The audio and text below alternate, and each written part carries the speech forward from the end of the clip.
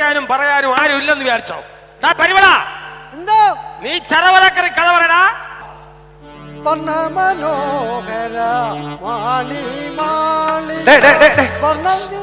ഇതെന്തോന്നിത്?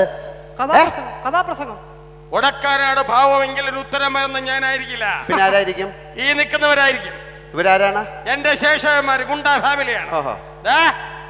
ഇത് നീല ബെൽറ്റ്, ഇത് ചുവന്ന ബെൽറ്റ്, ഇത് പച്ച ബെൽറ്റ്. താമസിയാതെ അവനും കിട്ടും. ആഴ്ച പെരുത്തുകളയും. നീ കഥ പറയടാ. ചക്രവാളങ്ങളെ തൊട്ടരുമി നിൽക്കുന്ന മാളിക കണ്ട് ഹെർമൻ ഗുണ്ടർട്ട് അന്തം വിട്ടുപോയി. അദ്ദേഹം ചോദിച്ചു, ഇത് ആരുടേതാണ്? ഇത് ഒരാളുടേതാണോ മാളിക? ഇത് 100 പേരുടേതാണോ? ഇത് 1000 പേരുടേതാണോ? അല്ല, ജനകോടികളുടെ വിശ്വസ്ത മാളിക. നീലവാനിന്റെ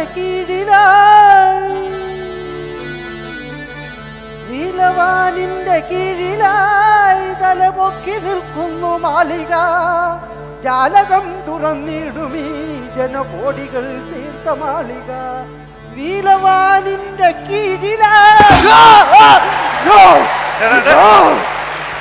അതെ, ലീഡർ നടത്തുന്ന ഒരു പരിപാടിയാണ്. അലമ്പാക്കിയ ഞാൻ ഇടിച്ചതിന്റെ കൂമ്പുകളെ. ലീഡറായാലും കീഴറായാലും ലീഡറിനേക്കാൾ വലിയ പാർട്ടിയെ ഞാൻ കൊണ്ടുപോയി. എന്നാ കൊണ്ടുവാ. താനിപ്പോ പോ. കയ്യിൽ വിട്ടല്ലേ പോലും. എന്റെ കൈ പിടിച്ചു വെച്ചിട്ട് അതാണ് വേദനിക്കാൻ. കൊണ്ടുവാ, ഞാൻ കൊണ്ടുവരും. കാണണം. കാണാം കാണണം. കാണാം. എപ്പ കാണിക്കും? എപ്പ കാണിക്കണം? എപ്പ കാണാൻ പറ്റും? എപ്പ കാണിക്കണം? കാണിക്കുമ്പോ കൊണ്ടുവരും.